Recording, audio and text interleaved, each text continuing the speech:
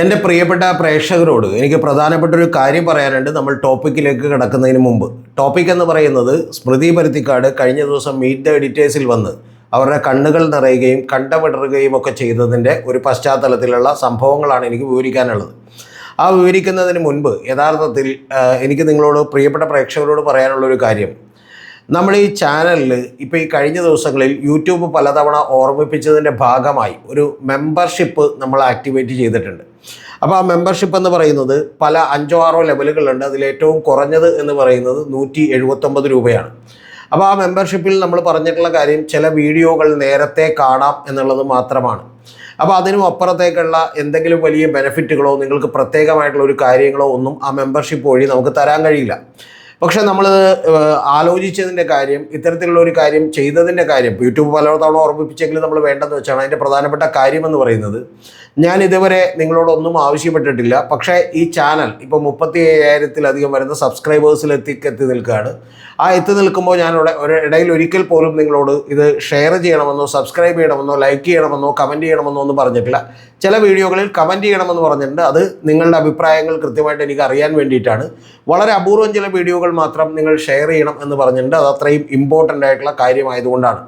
പക്ഷേ നിങ്ങളിൽ എന്നിൽ അർപ്പിക്കുന്ന വിശ്വാസത്തിന് വളരെ നന്ദിയുണ്ട്. പക്ഷേ പ്രധാനപ്പെട്ടൊരു കാര്യം എന്ന് പറയുന്നത്, ഇതിലേക്കുള്ള ഏതാണ്ട് എല്ലാ പ്രധാനപ്പെട്ട ജോലികളും ഒറ്റയ്ക്ക് തന്നെയാണ് ചെയ്യുന്നത്. എന്ന് പറഞ്ഞാൽ ഇതിൻ്റെ റിസർച്ച് ആയിക്കോട്ടെ, ഇതിൻ്റെ ടോപ്പിക്കിൻ്റെ സെലക്ഷൻ മുതൽ, അതിൻ്റെ റിസർച്ചുകൾ മുതൽ, അതിൻ്റെ ഡീറ്റെയിൽഡ് ആയിട്ടുള്ള അനാലിസിസുകൾ മുതൽ എല്ലാം തന്നെ നമ്മൾ ഒറ്റയ്ക്കാണ് ചെയ്യുന്നത്.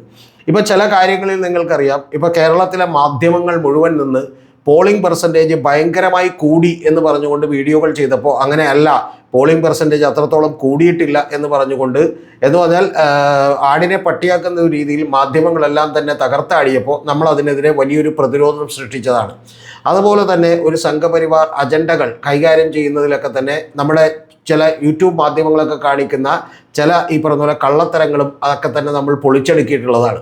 അപ്പോൾ അത്തരത്തിൽ ശ്രീജിത്ത് പണിക്കരടക്കം നിരവധി വീഡിയോകൾക്കെതിരെ നമ്മൾ വീഡിയോ ചെയ്തിട്ടുള്ളതാണ്. അപ്പോൾ അത്തരത്തിൽ സത്യം മാത്രം പറയുന്ന, വളരെ നിഷ്പക്ഷമായ നിലപാടെടുക്കുന്ന ഒരു ചാനലായിരിക്കും നമ്മുടേത് എന്നുള്ളതൊരു യാഥാർത്ഥ്യമാണ്.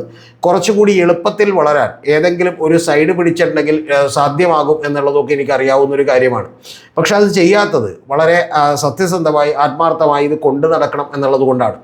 പക്ഷേ അങ്ങനെ ചെയ്യുമ്പോൾ പോലും നമ്മൾ വലിയ പരിമിതികളിലൂടെയാണ് കടന്നു പോകുന്നത്. ചില ദിവസങ്ങളിൽ, ഇപ്പോൾ കഴിഞ്ഞ ദിവസം തന്നെ നമ്മുടെ ഒരു 2020 സ്ഥാനാർത്ഥികളെക്കുറിച്ച് നമ്മൾ ഒരു ആക്ഷേപഹാസ്യത്തിലൂടെ, വളരെ ഗൗരവമായ കാര്യമായിരുന്നു, ആക്ഷേപഹാസ്യത്തിലൂടെ കാര്യങ്ങൾ പറഞ്ഞപ്പോൾ, സറ്ററിക്കലായിട്ട് പറഞ്ഞപ്പോൾ, അതിൻ്റെ സൈഡിൽ ഒരു ഇൻസൈറ്റിൽ ചില വീഡിയോകൾ കൂടി കാണിക്കാമായിരുന്നു എന്ന് പറയുന്ന കമൻറ്റുകളൊക്കെ വന്നു. പക്ഷെ അതിന് നമ്മൾ കുറച്ചുകൂടി ആളുകളെ എടുക്കേണ്ടതുണ്ട്, അത്തരത്തിൽ എഡിറ്റേഴ്സിനെ വെക്കേണ്ടതുണ്ട്, ഇത്തരത്തിൽ വീഡിയോസ് സെലക്ട് ചെയ്യാനുള്ള ആളുകളെ നമ്മൾ കണ്ടെത്തേണ്ടതുണ്ട്. അപ്പോൾ അത്തരത്തിൽ ഈ ചാനൽ കുറച്ചുകൂടി അത്തരം കാര്യങ്ങളിൽ ക്വാളിറ്റിയോടുകൂടി ഡെവലപ്പ് ചെയ്യണം എന്നുള്ളത് നമ്മൾ ആഗ്രഹിക്കുന്നു. സ്വാഭാവികമായിട്ടും ഇന്ത്യയിലൊക്കെ നിങ്ങൾക്കറിയാം, ഇപ്പോൾ ധ്രുവറാത്തിയും ആകാശ് ബാനർജിയും ഒക്കെ ഉള്ളതുപോലെ തന്നെ അവരൊക്കെ ഒരു വീഡിയോ ആണ് ചെയ്യുന്നതെങ്കിൽ പോലും അതിൻ്റെ പുറകിൽ ഒരു 20-25 പേരുടെയൊക്കെ വലിയ ടീമുകളുണ്ട്, 15 മുതൽ 25 പേരുടെയൊക്കെ ടീമുകളുണ്ട്. അപ്പോൾ അത്തരത്തിൽ കുറച്ചുകൂടി ആഴത്തിൽ റിസർച്ച് ചെയ്ത്, കുറച്ചുകൂടി ഡീപ്പായി കാര്യങ്ങളെ കണ്ട്, കുറച്ചുകൂടി തെളിമയുള്ള, കുറച്ചുകൂടി ആളുകൾ എഡ്യൂക്കേറ്റ് ചെയ്യുന്ന, ഈ നാടിന് ഗുണകരമാകുന്ന വീഡിയോകൾ ചെയ്യണമെന്ന് നമുക്ക് ആഗ്രഹമുണ്ട്. അങ്ങനെ ആഗ്രഹമുണ്ടെങ്കിൽ പോലും അതിന് ഏക പരിമിതി എന്ന് പറയുന്നത് സാമ്പത്തികമാണ്. ഇപ്പോൾ ഈ യൂട്യൂബ് ചാനലിൽ നിന്ന് വരുമാനമുണ്ട്, പക്ഷേ ആ വരുമാനം കൊണ്ട് നമ്മളുടെ എക്സ്പെൻസ് പോലും മീറ്റ് ചെയ്യപ്പെടില്ല എന്നുള്ളൊരു അവസ്ഥയിലാണുള്ളത്. അപ്പോൾ അതുകൊണ്ടാണ് നിങ്ങൾക്ക് സഹായിക്കാൻ കഴിയുന്ന ആളുകൾക്ക് ഈ 179 രൂപ മുതൽ മുകളിലേക്കുള്ള 5 ലെവലുകളിലുള്ള മെമ്പർഷിപ്പ് എടുക്കാവുന്നതാണ്. ആ മെമ്പർഷിപ്പ് എടുത്തുകൊണ്ട് പ്രത്യേകിച്ച് നിങ്ങൾക്കൊന്നും കിട്ടില്ല. ചാനൽ ഇതുപോലെയൊക്കെ തന്നെ ആയിരിക്കും കണ്ടിന്യൂ ചെയ്യുക. ചില വീഡിയോസ് നിങ്ങൾക്ക് നേരത്തെ കാണാം എന്ന് മാത്രമേ ഉള്ളൂ. പക്ഷേ അത് ഒരു സത്യസന്ധമായ ജേർണലിസവും അതുപോലെ തന്നെ വളരെ ഈ ചാനലും ഒക്കെ നിലനിൽക്കണമെന്ന് ആഗ്രഹിക്കുന്ന ആളുകളുണ്ടെങ്കിൽ നിങ്ങൾക്ക് ചെയ്യാൻ കഴിയുന്നൊരു കാര്യമാണ്.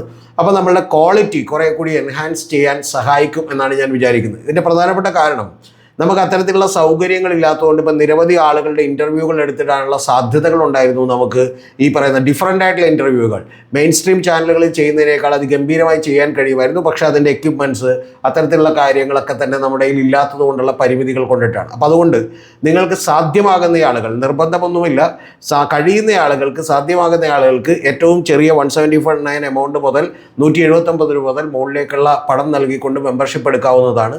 ഒരിക്കൽ കൂടി ഞാൻ പറയുന്നു, വലിയ ഗുണങ്ങളോ പെർക്സോ ഒന്നും നിങ്ങൾക്ക് കിട്ടാനില്ല എന്നുള്ളതൊരു യാഥാർത്ഥ്യമാണ്. പക്ഷേ ഒരേ ഒരു സമയം നിങ്ങൾക്ക് സത്യസന്ധമായ വാർത്തകളും നമ്മുടെ മനസ്സാക്ഷിക്ക് ബോധ്യപ്പെടുന്ന ഒരു തരത്തിലുള്ള ഈ പറയുന്ന പോലെ മറ്റു ഫേവറുകളൊന്നുമില്ലാത്ത കാര്യങ്ങളായിരിക്കും നമ്മൾ ചെയ്യുക. ഞാൻ വിചാരിച്ചിരുന്നുവെങ്കിൽ പല ആളുകളുടെ നിന്നും എനിക്ക് സ്പോൺസർഷിപ്പ് മേടിക്കാമായിരുന്നു, ചില പരസ്യങ്ങൾ മേടിക്കാമായിരുന്നു. അത്തരത്തിൽ പലരും ഇങ്ങോട്ട് സമീപിച്ചതാണ്. പക്ഷെ അതെല്ലാം തന്നെ നമ്മളുടെ ചില അഭിപ്രായ സ്വാതന്ത്ര്യങ്ങളെ വിലക്കും എന്നുള്ളത് കൊണ്ടാണ് അത് ചെയ്യാത്തത്. അതുകൊണ്ട് നിങ്ങൾക്ക് കഴിയുന്ന ഈ പറയുന്ന പോലെ തരത്തിലുള്ള മെമ്പർഷിപ്പുകൾ എടുത്തുകൊണ്ട് നിങ്ങൾ സഹായിക്കണം എന്നുള്ളതാണ് എനിക്ക് പറയാനുള്ളത്. ഏറ്റവും പ്രധാനപ്പെട്ട കാര്യം, ഇതിൻ്റെ ഈ ചാനൽ എടുക്കുമ്പോൾ അതിൻ്റെ മുകളിൽ ജോയിൻ എന്ന് പറയുന്നൊരു ബട്ടണുണ്ട്. ആ ബട്ടണിൽ ക്ലിക്ക് ചെയ്തുകൊണ്ട് നിങ്ങൾക്ക് ഇത് എന്ത് ചെയ്യാം, ആക്ടിവേറ്റ് ചെയ്യാൻ കഴിയുന്ന ഒരു കാര്യമാണ്. ഇത് നിങ്ങളോട് പറഞ്ഞു എന്ന് മാത്രം. സാധ്യമാകുന്ന ആളുകൾ മാത്രം ചെയ്താൽ മതി. അല്ലാത്തവർക്ക് തീർച്ചയായും ഈ വീഡിയോകൾ മുഴുവനായും തന്നെ കാണുകയും നിങ്ങളുടെ കമൻറ്റുകളൊക്കെ തന്നെ നിരന്തരമായി രേഖപ്പെടുത്തുകയും ചെയ്യണം. നമ്മൾ പുതിയൊരു കാര്യം കൂടി ചെയ്യുന്നുണ്ട്. അത് കമൻറ്റുകൾക്കുള്ള മറുപടികൾ കൂടി ആഴ്ചയിൽ ഒരു ദിവസമോ 10 ദിവസം കൂടുമ്പോഴൊക്കെ ഉൾപ്പെടുത്താനുള്ള ഒരു വീഡിയോയിൽ ഉൾപ്പെടുത്താനുള്ള സാധ്യതകൾ കൂടി പരിഗണിക്കുന്നുണ്ട്. അപ്പം അത്തരം കാര്യങ്ങൾ കുറേ കൂടി വലിയ ഇൻ്റർവ്യൂകൾ എടുക്കണമെന്നുണ്ട്. ഒരു നാഷണൽ ലെവലിലുള്ള ദ വയറും ട്വിൻറ്റും അതുപോലെയൊക്കെയുള്ള വലിയ ചാനലുകളുടെയൊക്കെ നിലവാരങ്ങളിലേക്ക് നമുക്ക് കേരളത്തിൽ നിന്നുകൊണ്ട് പോലും ചെയ്യാൻ കഴിയും എന്ന് പറയുന്ന പ്രതീക്ഷയാണ് എനിക്കുള്ളത്. അപ്പോൾ അതിനുവേണ്ടി കുറച്ചുകൂടി ആളുകളുടെ ആവശ്യമുണ്ട്, മാൻ പവർ ആവശ്യമുണ്ട്, കുറച്ച് എക്യുപ്മെൻസിൻ്റെ ആവശ്യമുണ്ട്. അപ്പോൾ അതൊക്കെ കൊണ്ടിട്ടാണ് നമ്മൾ ഇത്തരം ഒരു കാര്യങ്ങൾ ആലോചിച്ചത്. സാധ്യമാകുന്ന ആളുകൾ മാത്രം ആ മെമ്പർഷിപ്പിലേക്ക് പോവുക.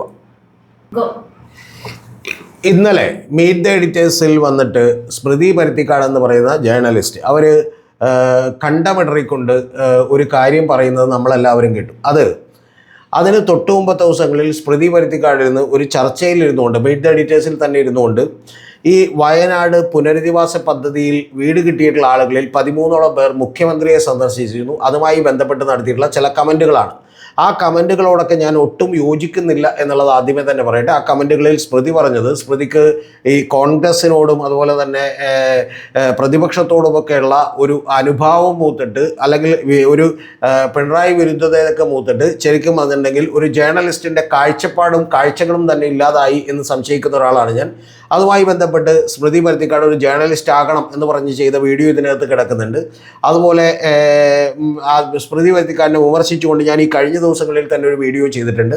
പക്ഷേ ആ വീഡിയോ ചെയ്തപ്പോഴൊക്കെ തന്നെയും ഞാൻ പറഞ്ഞിരുന്നു, എനിക്ക് വളരെ ബഹുമാനമുള്ള സ്നേഹമുള്ള ഒരാളാണ് സ്മൃതി പരുത്തിക്കാട് എന്ന് പറഞ്ഞിരുന്നു. അതിൻ്റെ കാരണങ്ങളൊക്കെ ഞാൻ വഴിയെ പറയാം.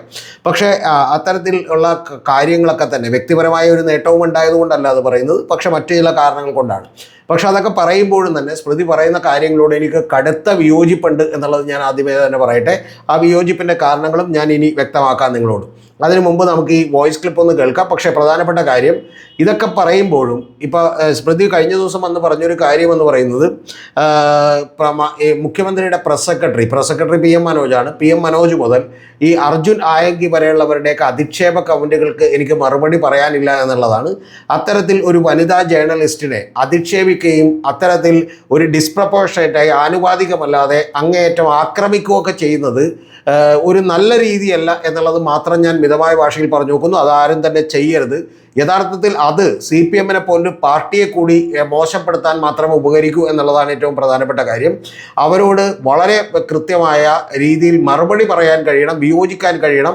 അത് ആശയപരമായി വിയോജിക്കാൻ കഴിയണം. അതിപ്പോൾ വേണമെങ്കിൽ കുറച്ച് കടത്തി പറഞ്ഞാൽ സ്വരാജൊക്കെ പറഞ്ഞതുപോലെ ഈ നൂറ്റാണ്ടിലോ അടുത്ത നൂറ്റാണ്ടിലോ പോലും ഒരു ജേർണലിസ്റ്റ് ആകാൻ സാധ്യതകളില്ലാത്ത, യോഗ്യതകളില്ലാത്ത ആളാണ് എന്നുള്ളതൊക്കെ പറയാം. പക്ഷെ അതിനും അപ്പുറത്തേക്ക് വ്യക്തിപരമായ മോശപ്പെട്ട പരാമർശങ്ങളിലേക്ക് കടക്കരുത് എന്നുള്ളതാണ് എൻ്റെ എന്നത്തെയും കൃത്യമായ നിലപാട് എന്നുള്ളത് പറഞ്ഞുകൊണ്ട് നമുക്ക് സ്മൃതി പറഞ്ഞ ആ വാചകങ്ങളിലേക്ക് കേൾക്കാം. അതിൻ്റെ ഏറ്റവും 43-ാമത്തെ മിനിറ്റ് മുതൽ തുടങ്ങിയിട്ടുള്ള ഏറ്റവും പീക്കായിട്ടുള്ള ടൈമിലുള്ള കാര്യങ്ങൾ മാത്രമേ ഞാൻ നിങ്ങളെ കേൾപ്പിക്കുന്നുള്ളൂ. അല്ലെങ്കിൽ ഒരുപാട് ലെങ്തി ആയി പോവും. അതിനുശേഷം സ്മൃതി കഴിഞ്ഞ ദിവസം നടത്തിയിട്ടുള്ള ഖേദപ്രകടനം എന്താണ് എന്നുള്ളത് കൂടി നമുക്ക് കേൾക്കാം. അതിനുശേഷം ഞാൻ എൻ്റെ നിലപാടുകളിലേക്ക് കൃത്യമായിട്ട് നിങ്ങളോട് പറയാം. അത് നിങ്ങൾ ശ്രദ്ധയോടെ കേൾക്കണം എന്നുള്ളതാണ് എൻ്റെ വിശ്വാസം. കേൾക്കുമെന്നാണ് എൻ്റെ വിശ്വാസം. ആദ്യം വോയിസ് ക്ലിപ്പ് കേൾക്കാം. കരുതല്ല, പക്ഷേ സ്മൃതി ഉണ്ടോ? വീടിന്റെ പ്ലാൻ ഉണ്ടോ സ്മൃതി കോൺഗ്രസിന്? വീടിന്റെ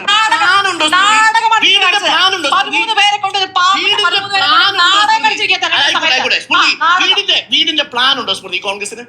നിങ്ങളൊന്നും മിണ്ടാതിരിക്കുക. ഒന്നാമത്തെ കാര്യം,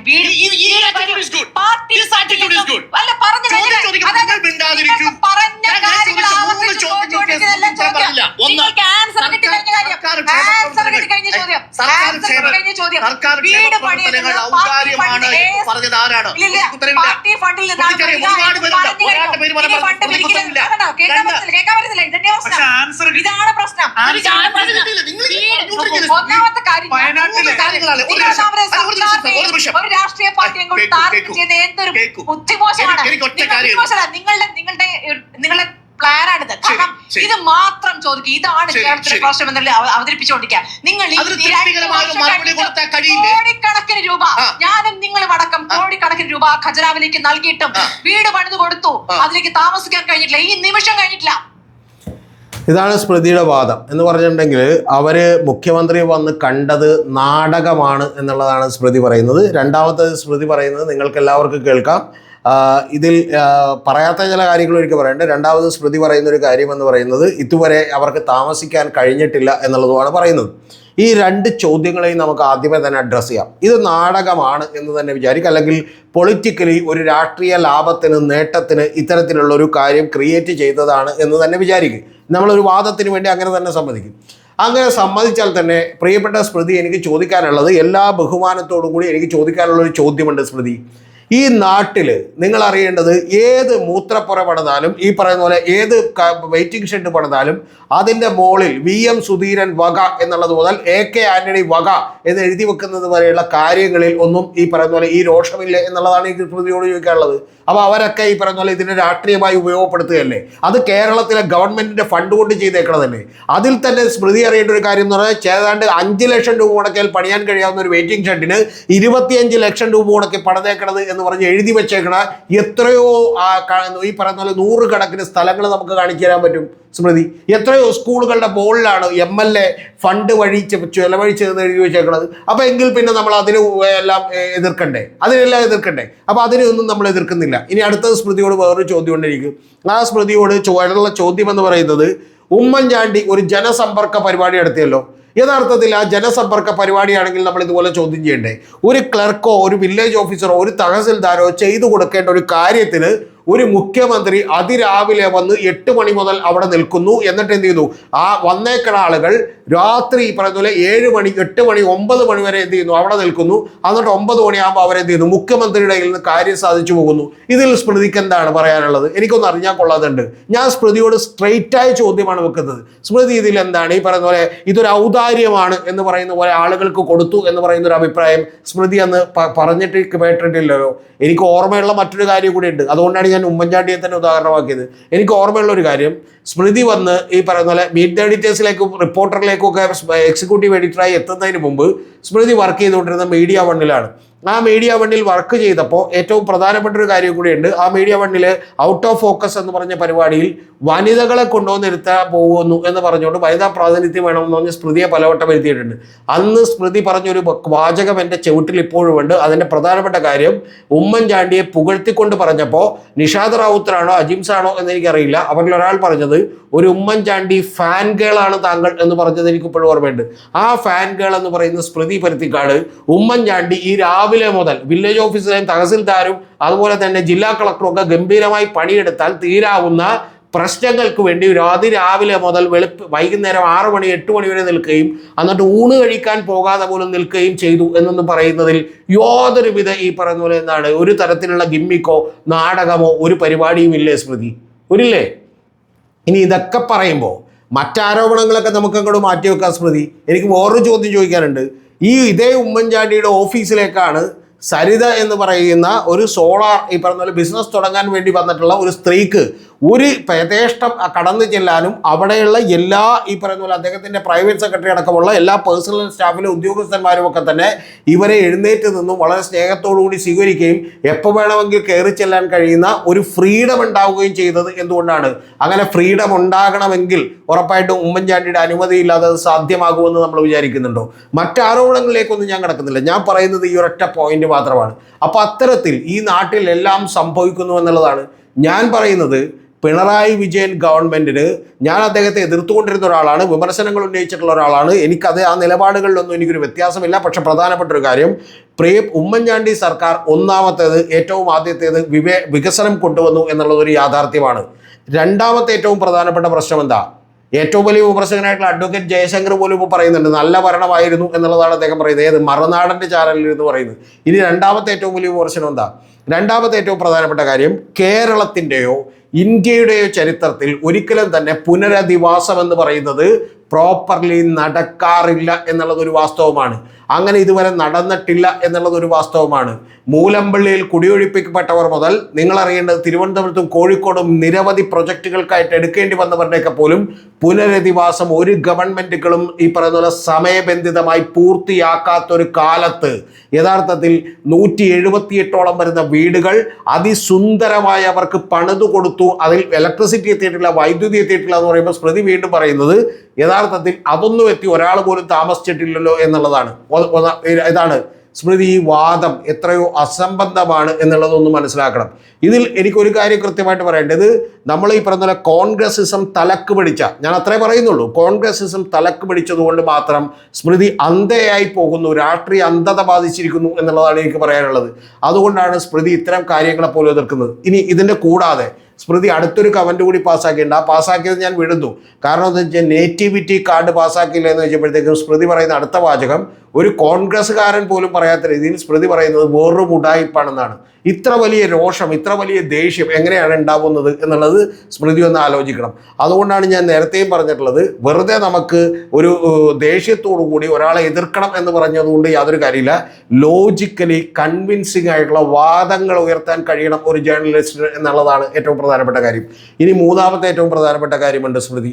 അതെന്താണെന്ന് അറിയാമോ? സ്മൃതി എപ്പോഴും പറഞ്ഞുകൊണ്ടിരിക്കുന്ന ഒരു വാചകമുണ്ട്. ഇതിൽ പറഞ്ഞിട്ടുള്ള കാര്യമല്ല, ഈ പരിപാടിയിൽ പറഞ്ഞിട്ടുള്ള ഒരു കാര്യമല്ല, മറ്റു പല പരിപാടികൾ ഞാൻ എല്ലാം തന്നെ കൃത്യമായി വാച്ച് ചെയ്യുന്ന ഒരാളാണ്.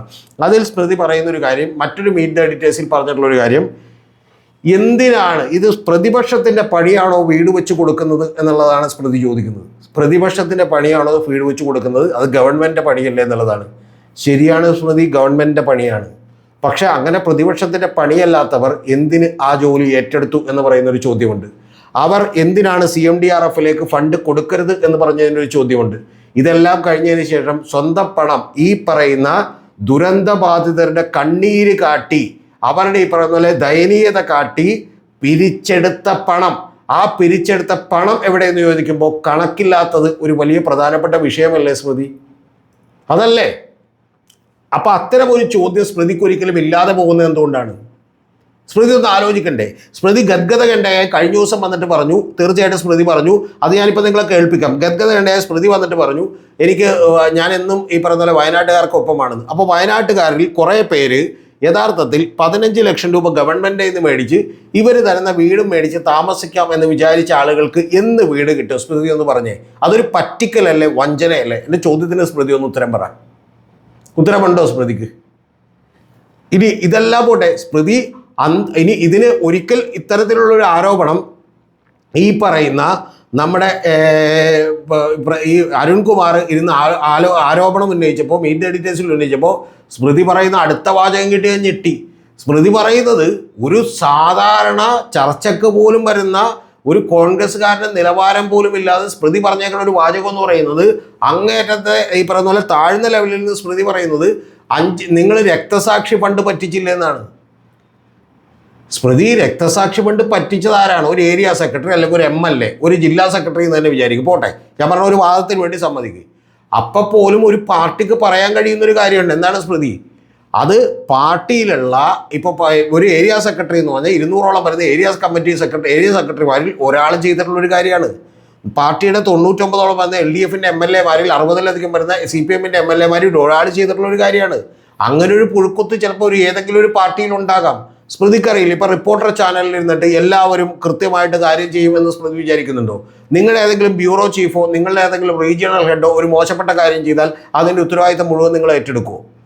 ഇനി അങ്ങനെ ഏറ്റെടുക്കാൻ നമുക്ക് അവരെ വിമർശിക്കാം, അതിനൊന്നും തെറ്റില്ല. പക്ഷെ അതിനേക്കാളൊക്കെ എത്രയോ ഗുരുതരമായ ഗൗരവമുള്ള കാര്യമാണ് ഇന്ത്യൻ നാഷണൽ കോൺഗ്രസ് എന്ന് പറയുന്ന ഗാന്ധിജി അടക്കം പ്രവർത്തിച്ചിരുന്ന, നെഹ്റു അടക്കം പ്രവർത്തിച്ചിരുന്ന ഇത്തരത്തിലുള്ള ഒരു വലിയ പ്രസ്ഥാനം ആ പ്രസ്ഥാനത്തിൻ്റെ കേരളത്തിൻ്റെ ഘടകം, അതായത് അടുത്ത തവണ ഞങ്ങളെ മുഖ്യമന്ത്രിയാക്കണം, അധികാരത്തിലെത്തിക്കണമെന്ന് പറയുന്ന കേരളത്തിൻ്റെ ഘടകം ഒരു ദുരന്തത്തെ കാണിച്ചുകൊണ്ട് നാട്ടുകാരിൽ നിന്ന് പിടിച്ച പണം എവിടെയെന്ന് പറയാനുള്ള ബാധ്യത അവർക്കില്ലേ? നിങ്ങൾ മാധ്യമങ്ങളൊന്നും വാതുറക്കാത്ത എന്താണ്? നിങ്ങൾ ശരിക്കും 15 ദിവസം ചർച്ച ചെയ്യേണ്ട ഒരു ആരോപണമല്ലേ അത്? 15 ദിവസം നിങ്ങൾ ചർച്ച ചെയ്യേണ്ട ആരോപണമല്ലേ? ഞാൻ സത്യം പറഞ്ഞാൽ സ്മൃതിയുടെ പരുത്തിക്കാടിൻ്റെ ഇപ്പോഴുള്ള ചർച്ചകൾ കാണാറില്ല. ഒന്ന് സ്മൃതി ഇടവിട്ടുള്ള ദിവസങ്ങളിലേക്ക് ആക്കിയതുകൊണ്ട്, മാധു സ്മൃതി ഇടവിട്ടുള്ള ചർച്ചകളിലേക്ക് ആക്കിക്കൊണ്ട്, അപ്പോൾ അല്ലെങ്കിൽ ഞാൻ എല്ലാം തന്നെ കണ്ടുകൊണ്ടിരുന്നതാണ്. രണ്ടാമത്തത്, സ്മൃതി എടുക്കുന്നത് വളരെ ട്രിവിയൽ ആയിട്ടുള്ള ഈ പറയുന്ന പോലെ വിഷയങ്ങളാണ് എന്നുള്ളത് കൊണ്ടാണ് ഏറ്റവും പ്രധാനപ്പെട്ട കാര്യം. അതിൽ തന്നെ ഒരു നീതി പുലർത്തുന്നില്ല എന്നുള്ളത് കൊണ്ടാണ് കാര്യം. എൻ്റെ ചോദ്യം വളരെ പ്രസക്തമാണ് സ്മൃതി. എൻ്റെ ചോദ്യം, ഇത് അത്രയും ഗൗരവമുള്ള കാര്യമല്ല. ഒരു പാർട്ടിയുടെ ലോക്കൽ കമ്മിറ്റി മെമ്പർമാർ അല്ലെങ്കിൽ അതിൻ്റെ ഏരിയ കമ്മിറ്റി മെമ്പർമാർ കരുവന്നൂർ ബാങ്ക് കൊള്ളയടിച്ചു എന്ന് പറയുന്നത് ശരി, കാര്യമായിട്ടുള്ള കാര്യമാണ്. അതുപോലെ CPIയുടെ ഒരു നേതാവ് തിരുവനന്തപുരത്ത് എന്ത് ചെയ്തു, ഒരു ബാങ്ക് കൊള്ളയടിച്ചു എന്ന് പറയുന്ന ഒരു കാര്യമായിട്ടുള്ള കാര്യമാണ്. പക്ഷേ CPIയുടെ ആ നേതാവ് ബാസുരാങ്കൻ അതുപോലെ കൊള്ളയടിക്കുമ്പോൾ നമ്മൾ ആരും എന്ത് ചെയ്യുന്നില്ല, അതിൻ്റെ കുന്തമുന നേരെ ബിനോയ് വിശ്വത്തിലേക്കോ കാനം രാജേന്ദ്രനിലേക്കോ നീട്ടിവെക്കുന്നില്ല. ഇതിലെന്താണ് തന്ത്രമുള്ളത്? ഇതിലെന്താ തന്ത്രമുള്ളത് പറ. അപ്പോൾ അത്തരത്തിൽ അങ്ങേയറ്റം ഈ പറയുന്ന പോലെ അന്ധമായിട്ടുള്ള പ്രതികരണങ്ങൾ താങ്കളുടെ ഭാഗത്തു നിന്ന് ഉണ്ടാകുന്നു എന്നുള്ളത് വാസ്തവമാണ്. അത് പറയാതിരിക്കാൻ കഴിയില്ല. അതുകൊണ്ടാണ് ഞാൻ പറഞ്ഞത്, യാതൊരു സംശയവും എനിക്കില്ല. തീർച്ചയായിട്ടും ഞാൻ പറയുന്നു, ഇത്തരത്തിലുള്ള വാദഗതികൾ താങ്കൾ ഉന്നയിക്കരുത് എന്നുള്ളതാണ് എൻ്റെ ഏറ്റവും റിക്വസ്റ്റ് എന്ന് പറയുന്നത്. വളരെ സ്നേഹപൂർവ്വമുള്ള ഒരു റിക്വസ്റ്റ് എന്ന് പറയുന്നത്. ഇനി മറ്റൊരു കാര്യം കൂടി പറയാം. സ്മൃതിയോട് ഒരു അനുഭാവം തോന്നാൻ എന്താണ് കാര്യമെന്ന് ചോദിച്ചില്ലേ? ആ കാര്യത്തിന് കൂടി ഞാൻ ഉദാഹരണം പറയാം. ഞാൻ സ്മൃതിയെ എക്കാലത്തും കണ്ടിട്ടുള്ള ഒരു കാര്യം, സ്മൃതി വല്ലാതെ എന്ന് പറഞ്ഞാൽ സ്വന്തം നിലപാടുകൾ സ്വന്തം ബോധ്യങ്ങൾക്കനുസരിച്ചെടുക്കുകയും അതിൽ ഉറച്ചു നിൽക്കുകയും അതിൽ വരുന്ന നഷ്ടങ്ങളെല്ലാം തന്നെ സഹിക്കുകയും അതിനോട് ഫൈറ്റ് ചെയ്യുകയും ചെയ്യുന്ന ഒരാളായിട്ട് തന്നെയാണ് സ്മൃതി കണ്ടിട്ടുള്ളത്. ആ ബഹുമാനം എനിക്ക് ഇപ്പോഴും ഉണ്ട്, അന്നുകൊണ്ട് ഇന്നുകൊണ്ട് എന്നും ഉണ്ടാവും. അതിൽ ഏറ്റവും പ്രധാനപ്പെട്ട കാര്യം, സ്മൃതി മീഡിയ വണ്ണിലേക്ക് പോകുമ്പോൾ ഈ നാട്ടിൽ പ്രചരിച്ച ഏറ്റവും പ്രധാനപ്പെട്ട ഒരു കാര്യമുണ്ട്. അതെന്താണെന്ന് വെച്ചിട്ടുണ്ടെങ്കിൽ, ഒരു പെണ്ണ് ഈ പറഞ്ഞ പോലെ വലതുകാലെടുത്ത് വെച്ചു, അതോടുകൂടി ചാനലിലെ ലൈസൻസ് പോകാൻ പോവുകയാണ്, ചാനൽ പൂട്ടാൻ പോവുകയാണെന്നാണ്. എനിക്ക് വലിയ ബുദ്ധിമുട്ട് എൻ്റെ മനസ്സിൽ തോന്നിയൊരു കാര്യമാണ്. കാരണം ഒരാളൊരു ജോലിക്ക് വേണ്ടി ഒരു സ്ഥാപനത്തിലേക്ക് കയറുമ്പോൾ ആ സ്ഥാപനം ഒരു പ്രതിസന്ധിയിലായെങ്കിൽ അത് ഈ പറയുന്ന പോലെ ഇന്നയാൾ കയറിയത് കൊണ്ടാണ് എന്ന് പറഞ്ഞുകൊണ്ട് ഒരാളെയും വേട്ടയാടുന്നത് ശരിയല്ല എന്ന് അന്നും ഇന്നും കിട്ടാവുന്ന വേദികളിൽ പറഞ്ഞിട്ടുള്ള ഒരാളാണ് ഞാൻ. മറ്റു നിരവധി കാരണങ്ങൾ കൊണ്ട് തന്നെ താങ്കളുടെ നിലപാടുകൾ താങ്കൾക്ക് ഉറക്കെ പറയാനുള്ള സ്വാതന്ത്ര്യം വേണമെന്ന് ആഗ്രഹിക്കുന്ന ഒരാളാണ് ഞാൻ. നിങ്ങളുടെ ഈ പറഞ്ഞ പോലെ അഭിപ്രായങ്ങളോട് ഞാൻ ശക്തിയുക്തം വിയോജിക്കും. പക്ഷെ ആ നിങ്ങളുടെ അഭിപ്രായങ്ങൾ പറയാനുള്ള നിങ്ങളുടെ ഈ പറഞ്ഞ പോലെ സ്വാതന്ത്ര്യത്തിന് വേണ്ടി ഞാൻ എൻ്റെ മരണം വരെ പോരാടുമെന്ന് പറഞ്ഞ വോൾട്ടയറെ പോലെ തന്നെയാണ് ഞാനും അതിനെ കാണുന്നത്. എനിക്ക് ഈ പറഞ്ഞ പോലെ സ്മൃതിയുടെ അടുത്ത ഒരു ഇതിന് ശേഷമുള്ള സ്മൃതി വിതുമ്പിപ്പോയിട്ടുള്ള ആ കാര്യം കൂടി കേട്ടതിന് ശേഷം ഞാൻ മറ്റു ചില കാര്യങ്ങൾ ഈ സ്മൃതിക്കെതിരെ ആക്രമണം നടത്തുന്നവരെ കുറിച്ച് കൂടി എനിക്ക് പറയാനുണ്ട്. അതും കൂടി നിങ്ങൾ ക്ഷമയോടെ കേൾക്കണം എന്നാണ് എനിക്ക് പറയാനുള്ളത്. അതുകൂടി കേൾക്കാം. സ്മൃതി പരുത്തിക്കാട് ഇന്നലെ നമ്മുടെ ചർച്ചയുടെ ഭാഗമായി 2 ദിവസം മുമ്പ് നടത്തിയ ഒരു പരാമർശത്തെക്കുറിച്ച് ഒരുപാട് പ്രതികരണങ്ങൾ സാമൂഹിക മാധ്യമങ്ങളിലുണ്ട്. വയനാട് പുനരധിവാസ പദ്ധതിയുടെ ഭാഗമായി അവിടെ താമസിക്കാൻ പോകുന്ന അന്തേവാസികളെ കുറിച്ച്, ദുരന്തബാധിതരെ കുറിച്ച് മോശമായി പ്രചരിപ്പിച്ചു എന്ന മട്ടിലാണ് പ്രചരണം. യഥാർത്ഥത്തിൽ അത് സർക്കാരിന്റെ നടപടിയുമായി ബന്ധപ്പെട്ട് നടത്തിയ ഒരു ചർച്ചയിലെ ഒരു ഭാഗം മാത്രമാണ് അടർത്തിയെടുത്ത് പ്രചരിപ്പിക്കുന്നത് എന്നതാണ് വസ്തുത. അതിൽ സ്മൃതി പ്രേക്ഷകരോട് സംസാരിക്കും. പ്രതികരണങ്ങൾ എന്നല്ല പറയേണ്ടത്, ഒരുപാട് അവഹേളനം എന്നുള്ളതാണ്. അന്തസ്സില്ലാത്ത ഭാഷയിലുള്ള പ്രതികരണങ്ങൾ. അതിൽ മുഖ്യമന്ത്രിയുടെ പ്രസ് സെക്രട്ടറി തൊട്ട് അർജുൻ നായങ്കി വരെയുള്ളവരുടെ നിലവാരമുള്ളതും നിലവാരമില്ലാത്തതുമായ ആ തലത്തിലേക്ക് കടന്നു പോകുന്ന പ്രതികരണങ്ങളാണ് ഉണ്ടായിട്ടുള്ളത്. എനിക്ക് അവരോടൊന്നും സംസാരിക്കാനില്ല, അവരോടൊന്നും പ്രതികരിക്കാനുമില്ല. എനിക്ക് ആകെ പറയാനുള്ളത് ഈ പറയുന്ന വയനാട്ടിലെ ജനങ്ങളോടാണ്. അവിടെ വീടും ഉറ്റവരെയും നഷ്ടപ്പെട്ടവരോടാണ് എനിക്ക് പറയാനുള്ളത്. നമ്മൾ ആ ദുരന്തമുണ്ടായതിന്റെ തൊട്ടടുത്ത മണിക്കൂറിൽ അവിടേക്ക് പോയവരാണ്. ആ എഡിറ്റോറിയൽ ടീമിൽ ഞാനും ഉണ്ടായിരുന്നു. അവിടെ മൃതദേഹങ്ങൾ കൂട്ടിയിട്ടിരിക്കുന്ന ഇടത്ത് അവിടുന്ന് ഞങ്ങളുടെ ആരെങ്കിലും ആണോ എന്ന് തിരഞ്ഞു നോക്കുന്ന ആളുകളെ ഞാനും ശ്രീ ആൻഡ്രോയുമാണ് ആ ഭാഗത്ത് നടന്നു പോയത്. മരണത്തിന്റെ മണം ഇപ്പോഴും കണ്ണടച്ചാൽ നമുക്ക് കിട്ടും. അവിടെ കയ്യും കാലുമായി ബാക്കി വന്നവരും ഉണ്ടായിരുന്നു. വൈകാരികമായിട്ടാണ് അത് റിപ്പോർട്ട് ചെയ്തിട്ടുമുള്ളത്. ഏതെങ്കിലും തരത്തിൽ വയനാട്ടിലെ ദുരിതബാധിതരായ മനുഷ്യരെ അവിടെ വെച്ച് യഥാർത്ഥത്തിൽ ഈ സ്മൃതി പരുത്തിക്കാടിൻ്റെ കണ്ടപിടറുകയും അവിടെ വെച്ച് മുറിഞ്ഞു പോവുകയും ചെയ്തു വാക്കുകൾ. വളരെ വികാരാധീനമായിട്ടാണ് സ്മൃതി അത് പറഞ്ഞു നിർത്തിയത്. വീണ്ടും സ്മൃതി തുടരുന്നുണ്ട്. അതുകൂടി നമുക്ക് കേട്ടതിന് ശേഷം ഞാൻ എൻ്റെ കമൻറ്റുകളിലേക്ക് കൂടി വരാം. ചാനൽ മറിച്ചൊരു നിലപാടെടുത്തിട്ടില്ല. ഡോക്ടർ അരുൺ, ഞാൻ പൂർത്തിയാക്കാം. അതിനുശേഷം നമ്മൾ അവിടെ നിന്ന് ചെയ്ത കാര്യങ്ങൾ അത്രയും ദിവസം നിന്ന് ആ സ്കൂളിനടിയിൽ കിടക്കുന്ന ആ മരങ്ങളൊക്കെ എടുത്തു മാറ്റി അതിനടിയിൽ ഈ ഒരു ജീവൻ ഉണ്ടാകുമോ എന്ന് ആ തിരച്ചിലിൽ നമ്മളും അതിന്റെ ഭാഗമായി കൂടിയവരാണ്. അതിനുശേഷം ഇങ്ങോട്ട് വന്നതിന് ശേഷവും ഓരോരുത്തർക്കും സഹായം കിട്ടുന്ന കാര്യത്തിൽ നമ്മൾ ഓരോ ബുള്ളറ്റിലും ചെയ്ത കാര്യങ്ങൾ നമ്മുടെ മുന്നിലുണ്ട്. ഞാൻ ഓരോരുത്തരുടെയായിട്ട് പറയേണ്ടതില്ല, ഈ ചാനൽ എന്ന നിലയ്ക്ക് ചെയ്താണ്. ഞാൻ സ്വന്തം നിലയ്ക്ക് പറയുന്നത്, ഞാൻ രാഷ്ട്രീയമായ പ്രതികരണമാണ് നടത്തിയത്. നോക്കൂ, സർക്കാർ ഒരു ദുരന്തം സംഭവിക്കുമ്പോൾ സർക്കാരിൻ്റെതായ ഭാഗമായി ചില കാര്യങ്ങൾ ചെയ്യേണ്ടതുണ്ട്. അത് സർക്കാരിന്റെ ഉത്തരവാദിത്തമാണ്. ആ ഉത്തരവാദിത്തം നിറവേറ്റുക എന്നുള്ളത് അതൊരു ഔദാര്യം എന്ന മട്ടിൽ അവതരിപ്പിക്കുന്നത് എന്നാണ് എനിക്ക് തോന്നിയിട്ടുള്ളത്. കാരണം ഈ സഹായങ്ങൾ ചെയ്യുന്നു, ഇത്രയും ആളുകൾക്ക് വീട് വെച്ച് നൽകുന്നു, നമ്മൾ ഓരോരുത്തരും നൽകിയ തുകയാണ്, നമ്മൾ ഓരോരുത്തരും നൽകിയ സഹായമാണ്. ആ സഹായത്തിൽ വീടുകൾ ഉയരുമ്പോൾ ആ വീടുകൾ ഞങ്ങളിതാ തന്നു, ഞങ്ങളിതാ കൊടുത്തു എന്ന് ആവർത്തിച്ച് പറയുമ്പോൾ ഒന്നോ രണ്ടോ തവണ പറയുന്ന പോലെയല്ല, ഏതെങ്കിലും ഒരു മന്ത്രിയെയും ഒരാളെ ചൂണ്ടിക്കാട്ടിയല്ല ഞാൻ പറയുന്നത്. ഈ ഒരു പൊതുവായ സമീപനത്തെയാണ് ഞാൻ പറയുന്നത്. ഭരണകൂടത്തിന്റെ സമീപനത്തെ ഞങ്ങൾ കൊടുത്തില്ലേ, ഞങ്ങൾ തന്നില്ലേ ഇന്ന് ആവർത്തിച്ചു കൊണ്ടിരിക്കുന്ന ഒരു സംവിധാനം അതൊരു ശരിയായ സമീപനമല്ല. അപ്പോൾ ഇവരൊക്കെ തന്നെയും ഞങ്ങൾക്ക് കിട്ടിയവരല്ലേ, ഞങ്ങൾക്ക് തന്നതല്ലേ എന്ന രൂപത്തിൽ അതൊരു കൈനീട്ടമായി വാങ്ങുന്നു എന്ന രൂപത്തിൽ, അതല്ലെങ്കിൽ ഒരു സഹായം ഞങ്ങൾക്ക് കിട്ടിയതാണ് എന്നൊരു തോന്നലിലേക്ക് അവർ എത്തുന്നതും ശരിയായ സമീപനമായി എനിക്ക് തോന്നുന്നില്ല. അവരുടെ അവകാശമാണ്, അവർ നന്നായി ജീവിച്ചവരാണ്, അവർക്ക് വീടുണ്ടായിരുന്നു, ഉറ്റവരുണ്ടായിരുന്നു. ഈ ദുരന്തത്തിൽ അതെല്ലാം നഷ്ടപ്പെട്ടവരാണ്. അപ്പൊ അത് കൊടുക്കാൻ സർക്കാരിന് ബാധ്യതയുണ്ട്, സർക്കാരിന് ബാധ്യതയാണ് ഉള്ളത്. ആ ബാധ്യതയിൽ നിന്ന് മാറി അതൊരു ഔദാര്യം എന്ന സമീപനത്തിലേക്ക് മാറുന്നതിനെയാണ് ഞാൻ വിമർശിച്ചത്. അങ്ങനെയാണ് എനിക്ക് തിരഞ്ഞെടുപ്പിന് 2 ദിവസം മുമ്പ് ധർമ്മടത്തേക്ക് ഈ പറയുന്ന ദുരന്തബാധിതരായ കുറച്ചാളുകൾ അവിടേക്ക് പോയി മുഖ്യമന്ത്രിയോട് നന്ദി രേഖപ്പെടുത്തുന്നു എന്ന രൂപത്തിൽ കാണുന്നത് രാഷ്ട്രീയമായിട്ട് മാത്രമേ എനിക്ക് കാണാൻ കഴിയുള്ളൂ. അത് തിരഞ്ഞെടുപ്പിന്റെ ഒരു സ്റ്റണ്ട് ആയിട്ടാണ് ഞാൻ കണ്ടത്. ആ കൊണ്ടുപോയവരെയാണ് ഞാൻ പറഞ്ഞത്. നാടകം എന്ന് ഞാൻ ഉപയോഗിച്ച വാക്ക് അവിടുത്തെ ദുരന്ത ബാധിതർക്കെതിരെ ഉപയോഗിച്ച വാക്കായിട്ടാണ് ഇവിടെ വ്യാഖ്യാനിക്കപ്പെട്ടത്. അതിൽ ഏറ്റവും മോശമായ രീതിയിൽ ആക്ഷേപം എന്നോട് നടത്തുന്നുണ്ട്. അതിൽ ആ 3 കുഞ്ഞുങ്ങളെ നഷ്ടപ്പെട്ട ആ അമ്മയോട് ഞാൻ ഇന്ന് സംസാരിച്ചു. അവർക്കാർക്കും എന്നോട് പരാതിയില്ല. അത് വേറെ രൂപത്തിൽ ആക്കിക്കൊണ്ട് പാർട്ടി ചാനലിൽ തന്നെ അത്തരം ചോദ്യങ്ങൾ ചോദിച്ചുകൊണ്ട് അവരെ കരയിച്ചുകൊണ്ട് കൊടുക്കുന്ന ബൈറ്റുകൾ, അതിനുശേഷം വന്നിരിക്കുന്ന ആക്ഷേപം നിറഞ്ഞ പ്രതികരണങ്ങൾ, അതിനോട് എനിക്ക് സംസാരിക്കണമെന്ന് തോന്നി. ഞാൻ ഈ പറയുന്ന ആക്ഷേപിക്കുന്നവരോട് എനിക്കൊന്നും പറയാനില്ല. എനിക്ക് ഈ ചൂരൽമലയിലെയും മുണ്ടക്കയിലെയും ദുരന്തബാധിതരോട് മാത്രമേ പറയാനുള്ളൂ. അന്നും നിങ്ങൾക്കൊപ്പമാണ്, ഇന്നും നിങ്ങൾക്കൊപ്പമാണ്. നിങ്ങൾക്ക് ഈ വിഷുദിനത്തിൽ നിങ്ങൾ വാടക വീട്ടിലാണെന്ന് എനിക്കറിയാം. നിങ്ങൾക്ക് ലഭിച്ചിരിക്കുന്ന വീടുകളിൽ വെള്ളവും വൈദ്യുതിയും അടക്കമുള്ള അടിസ്ഥാനപരമായ ആവശ്യങ്ങൾ നിങ്ങൾക്ക് കിട്ടട്ടെ. ഈ 400-ലധികം വരുന്ന കുടുംബങ്ങൾക്കും അവിടെ താമസിക്കാനാകുന്ന ദിവസമാണ് ഞാൻ കാത്തിരിക്കുന്നത്. ഇതെല്ലാം സ്മൃതി പറഞ്ഞത് ഓക്കെയാണ്. പക്ഷേ ഞാൻ എൻ്റെ അടുത്ത ചോദ്യം എന്ന് പറയുന്നത്, സ്മൃതി അറിയേണ്ടത് ഈ 420ഓളം വീടുകൾ ഗവൺമെൻറ് പണിയാൻ പോകുന്നു. ആ ഗവൺമെൻറ് പണിതിട്ടുള്ള വീടുകൾ കിട്ടും. പക്ഷേ എൻ്റെ ചോദ്യം സ്മൃതിയോടുള്ളത്, സ്മൃതി അപ്പോഴും സ്കിപ്പ് ചെയ്യുന്നൊരു കാര്യം, ഞങ്ങൾ വീട് വെച്ച് കൊടുക്കാമെന്ന് പറഞ്ഞ് ഗവൺമെൻറ്റിൻ്റെ പദ്ധതിയിൽ നിന്ന് പറഞ്ഞ് പറ്റിച്ച് പുറത്തിറക്കിയ ആളുകൾക്ക് അവർക്കെന്ന് വീട് കിട്ടും സ്മൃതി? ഞാനൊരിക്കലും സ്മൃതിയുടെ കണ്ണ് നിറഞ്ഞതും സ്മൃതി ഈ പറഞ്ഞ പോലെ കണ്ടവിടറിയതൊന്നും നാടകമാണ് എന്നൊന്നും ഞാൻ വിചാരിക്കുന്നില്ല. സ്മൃതി അങ്ങനെ മനസ്സുള്ള ഒരാൾ തന്നെയാണ്. സ്മൃതി പറയുന്നുണ്ടെങ്കിൽ അത് ജെനുവിനായിട്ടായിരിക്കും എന്ന് തന്നെയാണ് വിചാരം. സ്മൃതി ഒരു ബ്രോഡർ ലെഫ്റ്റ് ആയിട്ടുള്ള ഒരാളാണ് എന്നുള്ളത് തന്നെയാണ് എൻ്റെ വിശ്വാസം. എനിക്ക് ആ കാര്യത്തിലൊന്നും ഒരു എതിരഭിപ്രായമില്ല. പക്ഷേ സ്മൃതി പറഞ്ഞിട്ടുള്ള വാചകങ്ങളിൽ ഒരു ലോജിക്കില്ലായ്മ ഉണ്ട് എന്നുള്ളതാണ് എൻ്റെ ഏറ്റവും പ്രധാനപ്പെട്ട കാര്യം. ഇനി ഇതെല്ലാറ്റിനും പുറമെ സ്മൃതി പറഞ്ഞ ഏറ്റവും പ്രധാനപ്പെട്ട മറ്റൊരു കാര്യം കൂടിയുണ്ട്. അതും കൂടി പറയാതെ വയ്യ എനിക്ക്. അത് സ്മൃതി പറഞ്ഞേക്കുന്ന ഒരു വാചകം എന്ന് പറയുന്നത്, ഞാൻ പലവട്ടം വേണ്ട എന്ന് വെച്ചതാണ്, വ്യക്തിപരമായ ഒരു കാര്യം എടുത്ത് ഒരു വീഡിയോ ഇടണ്ട എന്ന് വിചാരിച്ചതാണ്. പക്ഷേ ഇത് ഇത്രയും വലിയ വിവാദമായ സ്ഥിതിക്ക് പ്രതികരിക്കാതെ വയ്യ. അതിൽ സ്മൃതിയോട് എനിക്ക് അടുത്ത കാര്യം ചോദിക്കാനുള്ളത്, സ്മൃതി പറഞ്ഞിട്ടുള്ള ഏറ്റവും വലിയ കള്ളം എന്ന് പറയുന്നത്, അല്ലെങ്കിൽ പറഞ്ഞ തെറ്റിദ്ധാരണ എന്ന് പറയുന്നത്, ഈ 728 കോടി രൂപ ഗവൺമെൻറ്റിൻ്റെ കയ്യിൽ കിട്ടി, ആ പണം എവിടെ എന്നുള്ളതാണ്. സ്മൃതി ഒന്ന് ഈ പറഞ്ഞ പോലെ ഒരു ജേർണലിസ്റ്റ് എന്നുള്ള ആൾക്ക് ഒന്ന് മെനക്കെട്ടൊന്ന് അന്വേഷിച്ചാൽ, ഞാൻ ഈ ചാനലിൽ വീഡിയോ എടുത്തിട്ടുണ്ട്, അതായത് കൃത്യം പണം എവിടെയാണ് ചിലവാക്കിയത്, ആ ചിലവാക്കിയത് കൂടാതെ ബാക്കിയുള്ള 600ഓളം കോടി രൂപ ഗവൺമെൻറ്റിൻ്റെ അക്കൗണ്ടിൽ ഇപ്പോഴും കിടക്കുന്നു എന്നുള്ളത് ഒരു യാഥാർത്ഥ്യമാണ്. അതിൻ്റെ കണക്കുകൾ പുറത്തുവിട്ടിട്ടുണ്ട്. ആ കണക്കുകളിൽ ചിലപ്പോൾ ഊരാളുങ്കൽ സൊസൈറ്റിക്ക് കൊടുക്കാൻ വെച്ചിരിക്കുന്ന പണത്തിൽ ചിലപ്പോൾ ഒരു 10%, 20% കൂടുതലാണെന്നൊക്കെ നമുക്ക് വാദിക്കാം. പക്ഷെ അതൊക്കെ ഈ നാട്ടിൽ ഒരു സിവിൽ കൺസ്ട്രക്ഷൻ വർക്ക് ചെയ്യുമ്പോഴത്തേക്ക് സംഭവിക്കുന്ന ഒരു കാര്യമാണ്. പക്ഷെ എങ്കിൽ പോലും ആ പദ്ധതി പൂർത്തീകരിച്ച് കൊടുത്തല്ലോ എന്നുള്ളത് നമുക്ക് ഈ പറയുന്ന പോലെ അവരെ അനുമോദിക്കേണ്ട ഒരു കാര്യമല്ലേ.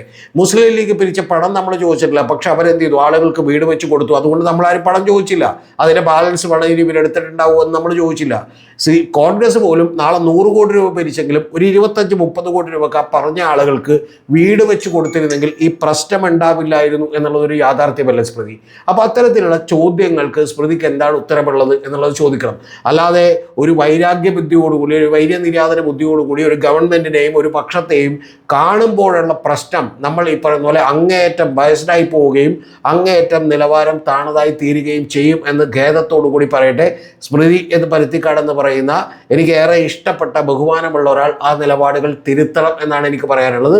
അൺബയസ്ഡായി പറയണം. ഞാനിപ്പോഴും വിശ്വസിക്കുന്ന ഒരു കാര്യം, ഇനി ഇത് മാറി അടുത്ത ഗവൺമെന്റ് വരട്ടെ, അപ്പോൾ നിങ്ങൾക്ക് കാണാം എൻ്റെ നിലപാട് എന്തായിരിക്കുമെന്ന് സ്മൃതി പറഞ്ഞതിനെ കാത്തിരിക്കുക തന്നെയാണ് നമ്മൾ. ഞാൻ അതിനെ വിശ്വസിക്കുന്നു. ഇനി അടുത്തൊരു വാചകം എന്ന് പറയുന്നത് ഏറ്റവും പ്രധാനപ്പെട്ട കാര്യം, CPM-ൻ്റെ അണികളാണെന്ന് പറയുന്ന സൈബർ നേതാക്കളോടും സൈബർ ആളുകളോടും ഒക്കെ എനിക്ക് പറയാനുള്ളത്, ഞാൻ ഈ പറഞ്ഞതുപോലെയുള്ള വളരെ വസ്തുനിഷ്ഠമായ വിമർശനങ്ങൾ ഉയർത്തിക്കൊണ്ട് അവരുടെ വാദങ്ങളുടെ മുനയൊടിക്കാനുള്ള എല്ലാ സ്വാതന്ത്ര്യവും നമുക്കുണ്ട് എന്നുള്ളതാണ് യാഥാർത്ഥ്യം.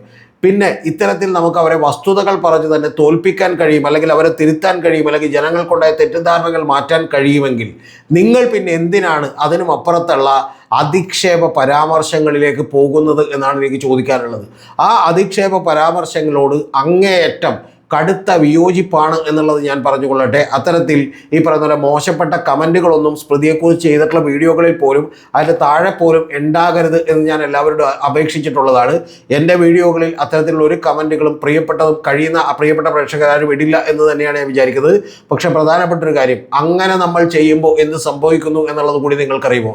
അങ്ങനെ നമ്മൾ ചെയ്യുമ്പോൾ LDF ചെയ്തിട്ടുള്ള ഇതിൻ്റെ എല്ലാം നേട്ടങ്ങൾ കുറഞ്ഞു പോവുകയും അതിൻ്റെ ഈ പറയുന്ന പോലെ നേട്ടങ്ങളുടെ പ്രശംസ നമുക്ക് കിട്ടാതെ പോവുകയും നമ്മൾ അവരെക്കുറിച്ച് മോശം വാക്കുകൾ പറയുമ്പോൾ സ്വാഭാവികമായിട്ടും ഇടതുപക്ഷത്തിൻ്റെ പ്രവർത്തകർ, CPM-ൻ്റെ പ്രവർത്തകരൊക്കെ മനസ്സിലാക്കേണ്ട ഒരു കാര്യം, അതിനെ വസ്തുനിഷ്ഠതയോടുകൂടി കൃത്യമായി വസ്തുതാപരമായി വിമർശിക്കുന്നതിന് പകരം നമ്മൾ ഇത്തരത്തിലുള്ള വളരെ മോശപ്പെട്ട വാക്കുകളിലേക്ക് പോകുമ്പോൾ സംഭവിക്കുന്നത് എന്താണെന്ന് ചോദിച്ചാൽ ഒറ്റ കാര്യമേ ഉള്ളൂ. ഈ പറയുന്ന CPM എന്ന് പറയുന്ന പ്രസ്ഥാനത്തിനും ഇടതുപക്ഷത്തിനും ഒക്കെ തന്നെ വലിയ ഡാമേജാണ് അത് ഉണ്ടാക്കുന്നത്. അല്ലെങ്കിൽ ഈ പറഞ്ഞ പോലെ വസ്തുതാപരമായ വിമർശനങ്ങളിലൂടെ എളുപ്പത്തിൽ പൊളിച്ചു കളയാവുന്ന വാദങ്ങളാണ് സ്മൃതിയുടേത് എന്ന് നിങ്ങൾ മനസ്സിലാക്കിക്കൊണ്ട് വസ്തുതകളെ അടിസ്ഥാനമാക്കിക്കൊണ്ട് കൃത്യമായി പ്രതികരിക്കാൻ നമുക്ക് കഴിയണം എന്നുള്ളതാണ് വാസ്തവം. അത് യഥാർത്ഥത്തിൽ അരുൺകുമാറിനെ പോലെയുള്ള നിരവധി ഈ പറഞ്ഞ പോലെ ഇടതുപക്ഷ നിരീക്ഷകരൊക്കെ തന്നെ അവിടെ ചെന്നിരുന്ന് ചെയ്യുന്നൊരു കാര്യമാണ്. അതിലൊക്കെ ഒരുപാട് പോരായ്മകളുണ്ട്. പക്ഷെ പ്രധാനപ്പെട്ട കാര്യം, അത്തരം കാര്യങ്ങൾ ചെയ്യാൻ കഴിയുമ്പോൾ എന്തിനാണ് വെറുതെ മോശം വാക്കുകളിലൂടെ അധിക്ഷേപിച്ചുകൊണ്ട് സ്വന്തം മുഖത്ത് തന്നെ കരിവാരി തേക്കുന്നത് എന്നുള്ളതാണ് എനിക്ക് ചോദിക്കാനുള്ളത്. നിങ്ങൾ കരിവാരി തേക്കുന്നത് നിങ്ങൾക്കിടെ നേരെ പോലുമല്ല, അതൊരു പ്രസ്ഥാനത്തിൻ്റെ മുഖത്താണ് എന്നുള്ളത് കൂടി നിങ്ങളൊന്ന് ആലോചിക്കണം. അത് യഥാർത്ഥത്തിൽ ഈ നേട്ടങ്ങളെ ഇല്ലാതാക്കി കളയുകയും അവർക്കൊരു അഡ്വാൻറ്റേജ് കൊടുക്കുകയും ചെയ്യും എന്നുള്ളതാണ് വാസ്തവം. പകരം വസ്തുതാപരമായ വിമർശനങ്ങൾ തുടരട്ടെ. സ്മൃതി പരുത്തിക്കാട് എന്ന് പറയുന്ന, ഞാനിപ്പോഴും സുഹൃത്താണെന്ന് കരുതുന്ന ഒരാളോടുകൂടി എനിക്ക് പറയാനുള്ളത്, താങ്കളുടെ വിഷമത്തിൽ പങ്കുചേരുന്നു. പക്ഷെ താങ്കളുടെ വാദങ്ങളോട് കടുത്ത വിയോജിപ്പുണ്ടെങ്കിൽ പോലും താങ്കളെ അധിക്ഷേപിക്കുന്നതിനോട് ഒരു കാരണവശാലും യോജിക്കുന്നില്ല എന്നും താങ്കളോടൊപ്പമാണെന്നും ഞാൻ അറിയിക്കുന്നു.